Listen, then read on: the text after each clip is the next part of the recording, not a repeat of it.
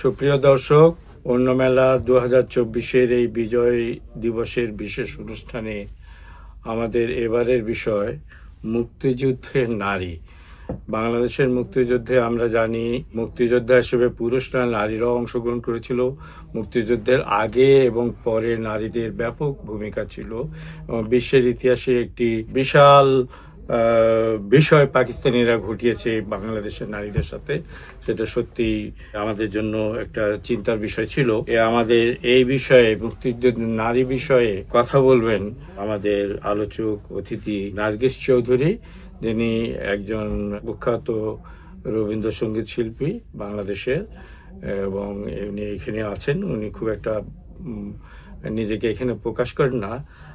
তাছাড়াও ওনার আরেকটি পরিচয় হলো উনি ঢাকা বিশ্ববিদ্যালয়ের ইতিহাসের ছাত্রী ছিলেন। তো আমার মনে হয় যেহেতু উনি ইতিহাসের ছাত্রী, সেই বিষয়ে ওনার কাছে আমরা আরেকটু বেশি এই বিষয়ে জানতে পারবো। তো বাংলাদেশের মুক্তিযুদ্ধে নারীর অবদান অনেকভাবে, যেমন নারীর অবদান মুক্তিযুদ্ধের প্রস্তুতির পূর্বেও ছিল। মানে মুক্তিযুদ্ধে যখন হয়েছে তখন তারা প্রস্তুতির সাথে সাথে অন্যান্য যে অনেক কিছু ছিল। আইন বিরোধী আন্দোলনে মহিলারা ছিল। 7ই মার্চের পরে ছাত্র ইউনিয়নের মাধ্যমে গঠিত ঢাকা বিশ্ববিদ্যালয় শাখায় নারীরা লং মার্চ করেছে, যে মানে অস্ত্র টেনে নিয়েছে, যেটা আমরা ছবিতে দেখি। এবং পরবর্তীতে মানে যখন মুক্তিযুদ্ধ চলেছে তখনও তারা নানাভাবে, খালি মুক্তিযুদ্ধ তো খালি অস্ত্র নিয়ে সামনে রণাঙ্গন না, এর পেছনে যত জনশক্তি, খাদ্য, রসদ সরবরাহ, নানা কিছু থাকে। তো সেইখানে নারীর একটা বিশেষ ভূমিকা ছিল। তো আমি প্রথমে একটা বিষয় বলতে চাই যে তারা কি ছিলেন। ওরা প্রস্তুতি পর্বেও ছিলেন, নির্যাতনের শিকার হয়েছেন।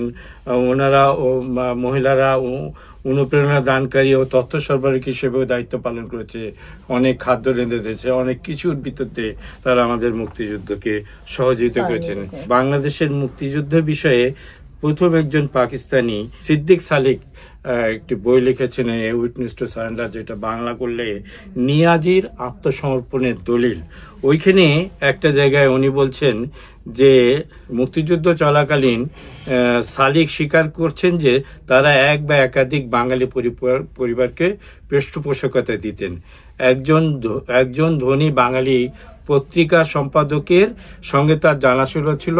সেই সম্পাদক মহোদয় একদিন মেজর সালিককে তার বাসায় নিয়ে যায়। সেখানে ঘটনাটা এমন, বাড়ির মহিলা এবং আত্মীয়দের সঙ্গে তাকে পরিচয় করিয়ে দেয়। পরিচয় করানোর পরে ওই ভদ্রলোক, পত্রিকার যিনি সম্পাদক ও মালিক, তিনি বলছে যে হোটেল ইন্টারকন্টিনেন্ট চলে গেলেন মেহমানকে আনতে, আর ওই মহিলা তখন বসে আছেন ওই সালেক সিদ্দিকীর সাথে। তো জাকি, হ্যাঁ, তার স্ত্রী কি, নানা কথা ভিতর দিয়ে সালেক সিদ্দিকী বলছেন, যা কিছু ঘটেছে তার জন্য আমি দুঃখিত, তবে বলে আরো কিছু বলতে চেয়েছে। তখন ওই ভদ্রমহিলা তাকে থামিয়ে দিয়ে বলছেন, এত সব সম্পত্তি নষ্ট করার, মানুষ মারার, মেয়েদের ধর্ষণ করার পর এখন বলছেন দুঃখিত। তারপরে আরেকটু যাই, সালিক লিখছেন, আমি চেষ্টা করলাম কিছু একটা বলতে, কিন্তু মহিলা ঝড় বইয়ে দিলেন। লজ্জা করে না? খাকি পোশাকের প্রত্যেকটি সুতোকে আমি ঘৃণা করি। প্রত্যেকটি পশ্চিম পাকিস্তানি সেনার মুখে বড় বড় হরফে বর্বরতা লেখা রয়েছে, দেখতে পাই। আমি জানি না আমার স্বামী আপনাকে কেন এখানে নিয়ে এসেছেন। আপনি নিশ্চয়ই তাদেরই একজন, গত রাতে যারা আমার বোনের বাসায় হানা দিয়েছিল। এই হলো তার সকথন। মেজর সালিক নিজেই তার একটা মানে ঘটনার কথা জানাচ্ছে। ইতিহাসে আমরা আরেকটু জায়গায় আমরা যদি যাই, এখানে আমরা দেখতে পাচ্ছি যে মুক্তিযুদ্ধের 9 মাসে পাক বাহিনী তাদের দেশীয় দোসরদের হাতে নির্যাতনের শিকার হয়েছে বহু নারী। গণহত্যা, হত্যা, ধ্বংসযজ্ঞে নিহত হওয়া ছাড়াও বাংলাদেশ সরকারের হিসেবে 2 লক্ষ নারী ধর্ষণের শিকার। এটা বই পুস্তকের কথা। যদিও নারী পুনর্বাসন কাজে নিয়োজিত বিশেষ সংস্থার মতে এর সংখ্যা 4 লক্ষ। অনুমান করা হয় প্রায় 14 লক্ষ নারী বিভিন্নভাবে নির্যাতিত, স্বামী, পুত্র, কন্যা বা অভিভাবক হারা হন, অনেক মহিলাকে নিজের বাড়িতে পাকিস্তানি সেনাদের কাছে দীর্ঘ লাইন দিয়ে আটক রেখে তাদের উপর পাশবিক নির্যাতন করা হয়। এইভাবে আমরা ইতিহাসের অনেক কিছু পাচ্ছি। সত্যি কথা বলতে কি, মুক্তিযুদ্ধের বিষয়ে আমাদের যত আলোচনা হয়েছে, সেই ক্ষেত্রে নারীদের যে একটা বিশেষ অবদান এবং ত্যাগ এবং অনেক কিছু ছিল, সেটা দু এক কথার মধ্যে বলি আমরা থেমে যাই, কিন্তু সেটা সত্যিকারের ইতিহাসটা একটু আরো ভিন্ন। এবং অনেক আমি এমনও পেয়েছি যে পাকিস্তানিরা এটাকে বলেছে না, আমরা মাত্র 100 নারীকে সাথে অবমাননা আচরণ করেছি।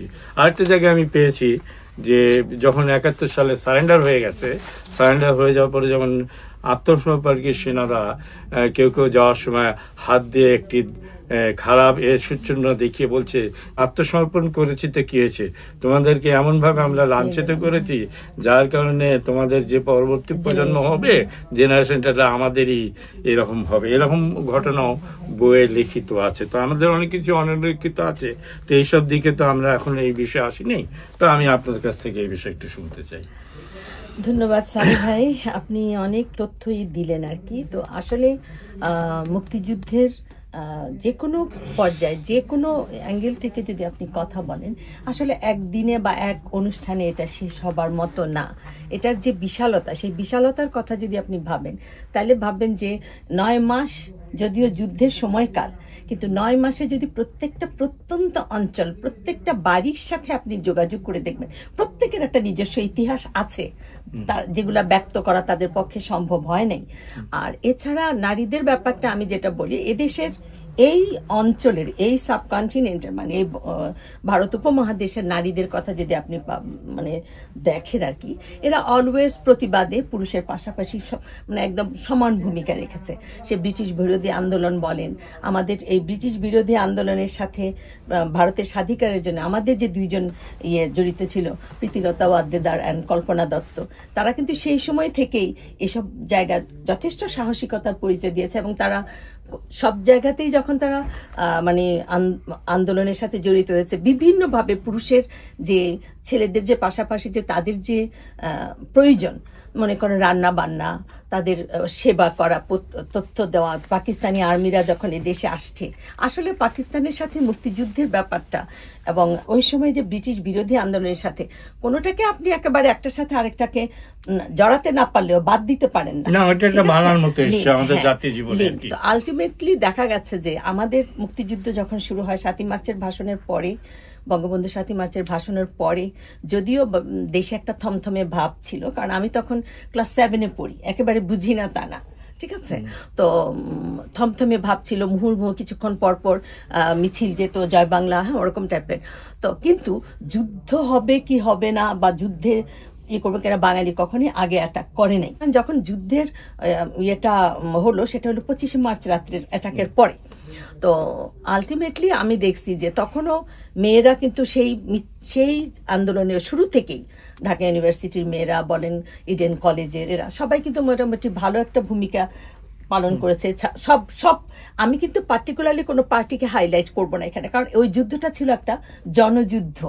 নট দ্যাট যে একটা রাজ্যে সরকার আরেক রাজ্যের বিরুদ্ধে যুদ্ধ করছে, না, এটা ছিল আমাদের জনগণের একটা চাহিদা যেটা এই বৈষম্য থেকে তৈরি হয়েছে।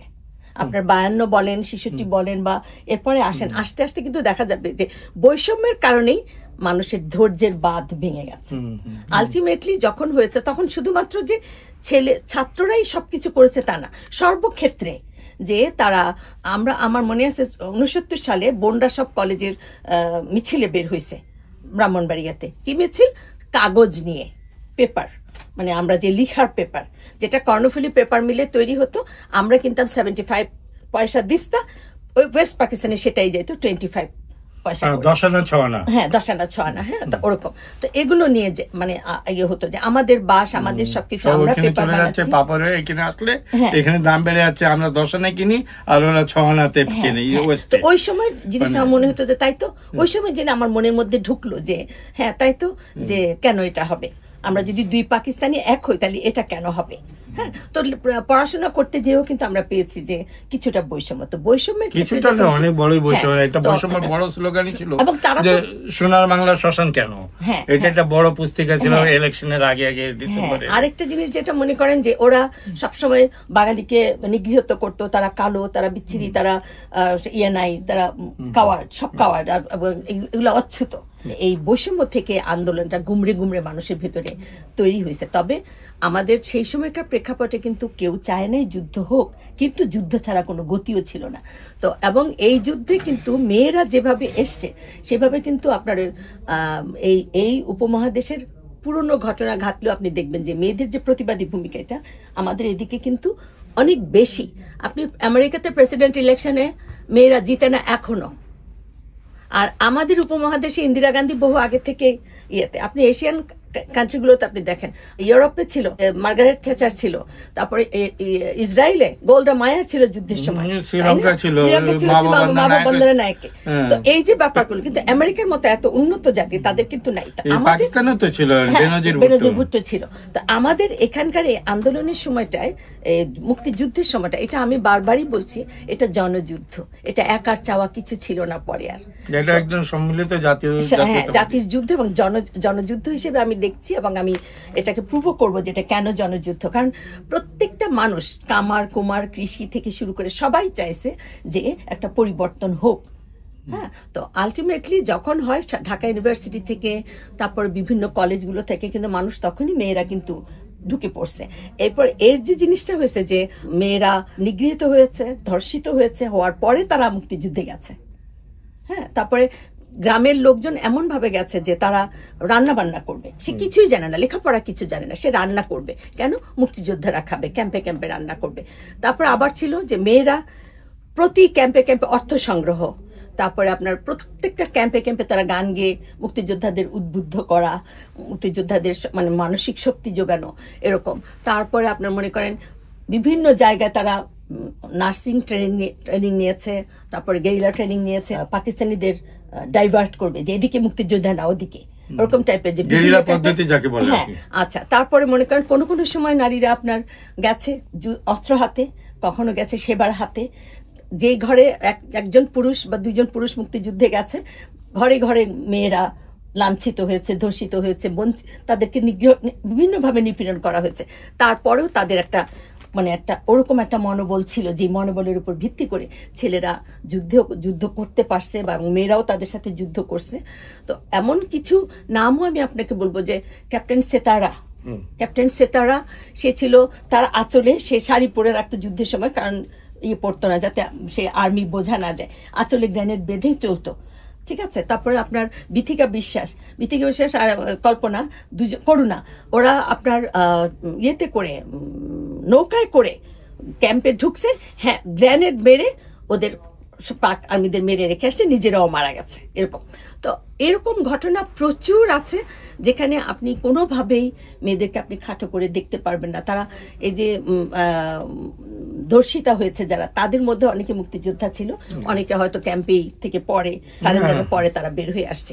কিন্তু নর্মালি যেটা হয়েছে, তারা আপনার সবজি বিক্রি করতে গেছে, ক্যাম্পের সামনে হয়তো বলছে, ওখানে যে তাদের তথ্য নিছে, তারা কি করতে চাচ্ছে, কোথায় যাবে, কেমনে, এগুলো তারা স্পাইং যেটাকে বলে আর কি। আর সবচেয়ে বড় যে ব্যাপারটা তারা করতো সেটা হলো যে আগরতলা থেকে, বা আপনার তো নামগুলো তো আসতেই হবে, যদিও মনে করেন এখন প্রেক্ষাপট আলাদা হলো, সত্যি তো সত্যি যে আমি আগরতলার মানুষের সাথে কথা বলে দেখছি যে যুদ্ধের সময় তাদের যত লোক আগরতলা ছিল তার চেয়ে বেশি শরণার্থী ছিল। তারা নিজেদের বাড়িঘর ছেড়ে এসে গাছতলায় আশ্রয় নিয়েছে, এরকম টাইপের। এবং ট্রেনিং, প্রত্যেকটা আগরতলা যে হসপিটাল ছিল, জিবি হসপিটাল শুধু ছিল, তখন অন্য হসপিটাল ছিল, সেখানে একটা অপারেশন থিয়েটার ছিল, সেখানে বাঙালি ডক্টররা, আপনার ক্যাপ্টেন সিতারা, তারপর আরেকজন আছে মুসলিমা বেগম, ওরা ওখানে ওদের সাথে পাশাপাশি অপারেশন করতো বা ট্রিটমেন্ট করতো। এবং সেখান থেকে তারা ওষুধ নিয়ে এসে ক্যাম্পে ক্যাম্পে আপনার দিয়ে আসতো। তো তারামন বিবির কথা যেটা বলা হয়েছে, তারামন বিবি আসছিল আমি রান্না করব, তো কিন্তু তারামন বিবির সাহসিকতা দেখে নার্সিং ট্রেনিং এবং গেরিলা ট্রেনিংও দিয়েছে, এবং দিয়ে মেয়েগুলোরা পাঠাইছে। তো আলটিমেটলি আপনি যদি যুদ্ধের, তবে একটা জিনিস খুবই মানে যে আমাদের মেয়েরা যতটুকু মুক্তিযুদ্ধে পার্টিসিপেট করেছে বিভিন্নভাবে বিভিন্ন জায়গায়, তারা কিন্তু তত তাড়াতাড়ি তাদের স্বীকৃতিটা পায় নাই। স্বীকৃতি পাওয়ার মধ্যে 3 জন শুধু পেয়েছে, আপনার কাকন দেবী, তারপরে তারামণি বিবি আর ডক্টর সিতারা, তারা 3 জন আপনার বীর প্রতীক খেতাব পেয়েছে, কিন্তু অন্যরা কিন্তু পায় না। এবং ম্যাক্সিমামই দেখা গেছে যে ওরা করে নাই, স্বীকৃতি এখনো অনেকে আছে জানেও না, তো এটা দিতে খুব স্লো ভাবে দিছে। এছাড়া আবার দেশের ভেতরে বসে যেমন ডক্টর সুফিয়া কামাল, বেগম সুফিয়া কামাল, জাহানারা ইমাম, তারপরে আপনার সেলিনা পারভিন, ওনারা সাংবাদিকতাও করেছে, মুক্তিযোদ্ধাদের সঙ্গে কন্ট্যাক্টও করেছে, তাদের বিভিন্ন সেবা শুশ্রূষা, টাকা পয়সা আদায় করা, এগুলো ওরা করেছে। তো সবচেয়ে বড় ব্যাপার হলো আরেকটা জিনিস, আরেকটা নাম আমি আপনাদের বলি, সেটা হলো শামীম ওসমানের মা। আচ্ছা, নারায়ণগঞ্জের শামীম ওসমান। ইয়েস, শামীম ওসমানের মায়ের হাত ধরে তাদের বাড়িতে হল্ট করে এমন প্রচুর মেয়েরা বর্ডার উনি ক্রস করাই দিচ্ছে, একদম বর্ডার পর্যন্ত উনি নিয়ে গেছে। হ্যাঁ, কিন্তু এই নামটা বিশেষ করে এটা আসে, এটা আমি পার্সোনালি জানি, এবং ওই মহিলার সাথে পার্সোনালি, ওনার ছেলের নাম সেলিম, মেয়ের নাম নার্গিস, বুঝছেন, খুব পছন্দ করতো আমাদেরকে, রিসেন্টলি মারা গেছেন। তো ওনার কথা এরকম আর কি। তো আমি যেটা বলবো যে বাংলাদেশের এই জনযুদ্ধে, মুক্তিযুদ্ধে যেটা জনযুদ্ধ, এই যুদ্ধে মানে আপনার কোনো অংশেই মেয়েদেরকে আপনি কোনোভাবে খাটো করা যাবে না। তারা সমান তালে, কখনো অস্ত্র হাতে, কখনো সেবার হাতে, কখনো আপনার যুদ্ধে, কখনো আপনার তথ্য উপাত্ত দিয়ে, তারপরে পাকিস্তানিদেরকে বিভিন্নভাবে ভুল তথ্য দিয়ে, হ্যাঁ, ওরকম ভাবে তারা বিভিন্নভাবে মানে মুক্তিযোদ্ধাদের হেল্প করছে, এবং তারা নিজেরাও মানে মুক্তিযুদ্ধে অংশগ্রহণও করেছে। তো সেই ক্ষেত্রে আমি মনে করি যে বাংলাদেশের মুক্তিযুদ্ধ একদিনের না, যেমন একজনেরও না, এক পার্টিরও না, এটা সমস্ত বাংলাদেশি মানুষের একটা চাওয়া ছিল, সম্মিলিত প্রচেষ্টা, এবং তারা মেয়েরা ছেলেরা এখানে সমানভাবে সামিল এটার বাস্তবায়নে। আর সত্যি কথা বলতে কি, সেই সময়ে বঙ্গবন্ধু অ্যারেস্ট ছিলেন ওয়েস্ট পাকিস্তানে, ইন্ডিয়ার উপরে আমরা যতখানি যে পড়েছি, ওরা তো আমাদেরকে ডেকে নেয় না, আমরা যে ঢুকে পড়েছি। তো ওরা ওই সময় যেই সাহায্যটা করেছে, তো হয়তো বা আমরা উইন করতাম, একটু হয়তো সময় লাগতো আরো বেশি, কিন্তু ওরা আমাদেরকে অনেক অনেক সাহায্য করছে। আমরা সেই জন্য তাদের কাছে কৃতজ্ঞ চিত্তে তাদেরকে স্মরণ করি। কিন্তু দেশের স্বার্থ, দেশের সবকিছু আমাদের কাছে আগে। মুক্তিযুদ্ধে নারীর ভূমিকা অপরিসীম সাদি ভাই, এটা একদিনের কথায়, আমি যদি ডিটেলস ধরে বলতে চাই, একদিনের কথা এটা শেষ হবে না। তবে তাদের যারা নাম না জানা, যারা অংশগ্রহণ করেছে কিন্তু তাদের আমরা জানি না, তাদের প্রতি, তাদের স্মৃতির প্রতি সম্মান জানাই, সেলিউট করি। এবং যারা সত্যিকার অর্থে এইভাবে আন্দোলন করে, তারপর যুদ্ধ করে, তারপর ধর্ষিতা হয়ে, ফেরদৌসী প্রিয়ভাষিনী, যিনি যেখানে ফেরদৌসারা হিসেবে নাম আছে, কিন্তু ফেরদৌসী প্রিয়ভাষিনী সবসময় যখন একটা সাক্ষাৎকে নিতে যাইতাম, জানেন, তখনও কান্ত। এই 18-র আগে, মারা যাওয়ার আগেও আমি একটা ফিচার করেছিলাম, কিন্তু কান্ত, বুঝতে পেরেছেন তো? এই যে কান্না, এই যে মানুষের একটা মানে অভিব্যক্তি এখনো তাদের মধ্যে চলে, এগুলো তো আপনি বলে শেষ করতে পারবেন না। এদের ঋণও আপনি শোধ করতে পারবেন না। আমরা একটা দেশ পেয়েছি, দেশের ভালো হোক, সবার মঙ্গল হোক, এই কামনা করি। তবে মুক্তিযুদ্ধের যে ইয়েটা ছিল, থিমটা ছিল বা টার্গেটটা ছিল, এটা ফুলফিল হোক, সেটা আমি চাই। সবার কাছে এটুকুন জানিয়ে আমি শেষ করছি। ধন্যবাদ সাদি ভাই। কেমন ভয়াল ছিল সেই সময়ের জনপদ আমি বলতে পারি। যে একটি মহিলা তার শিশু বাচ্চাকে নিয়ে যাচ্ছিল, তারপর হঠাৎ করে ওইখানে পাকিস্তানি হানাদার বাহিনী এসে গেছে, এবং সে বুঝতে পেরেছে মহিলাটি, যদি আমি এদের কাছে ধরা পড়ি তাহলে আমি অপমানিত হব, ধর্ষিত হব। তখন সে ভয়ে সে একটা মানে বুশ বা জঙ্গলের মতো জায়গায় যে নিজেকে আড়াল করেছে, এবং একই সাথে তার কোলের শিশুটি, 3 বছর বা 2.5 বছরের শিশু হবে, তার সাথে ছিল। সেই ছেলেটি মানে সেই শিশুটির মুখটা খুব চেপে ধরে রেখেছিল, কারণ তার চিন্তা ছিল, পরে আমি জেনেছি, পড়েছি, যে তার চিন্তা ছিল যদি শিশুটি কান্না করে ওঠে বা যে কোনোভাবে চিৎকার করে ওঠে, তাহলে ওই মহিলার অবস্থান পাকিস্তানি আর্মিরা জেনে যাবে এবং সে ধরা পড়ে যেতে পারে। সেই অর্থে সে মুখটা এমনভাবে চেপে রেখেছিল, যার কারণে সে কোনো অবস্থাতেই কোনো আওয়াজ বের করতে পারে নাই। পরবর্তীতে যখন মহিলাটি বিবেচনা করলো যে সে নিরাপদ, তখন সে তার বাচ্চার মুখটি খুললো, মানে হাত সরালো। ততক্ষণে দেখা গেছে বাচ্চাটি মারা গেছে। যে কেমন ভয়াল জনপদ ছিল আমাদের সেই ৭১-এর মুক্তিযুদ্ধের সময়, মহিলাদের ভয়টাও তাই ছিল যে কোলের শিশুকে পর্যন্ত তারা এইভাবে মানে এটা কিভাবে আমি বুঝাই, আত্মহননই তো বলা যায়, তার বাচ্চাটাকে সে করে ফেলছে। তো আরেকটা জিনিস যেটা, যখন মানে বর্ষা চলে গেল, শীত আসলো, অত্যাচারের মাত্রা অনেক বেড়ে গেল। এক মহিলা রাত্রে বাচ্চা প্রসব করছে, ভোরে সকালবেলা আর্মিরা অ্যাটাক করছে, আক্রমণ করছে উপর দিয়ে, সে নিচে দিয়ে সবাই। তার ওই মহিলা তার বাচ্চা যে কোলে নিয়ে দৌড়াচ্ছে, বাচ্চা যে কখন তার এখান থেকে পড়ে গেছে সে বলতেই পারে না। তো এরকম মতো ইতিহাসে ওরা নানাভাবে আমাদেরকে অত্যাচার করেছে, এই বিষয়ে কোনো সন্দেহ নাই।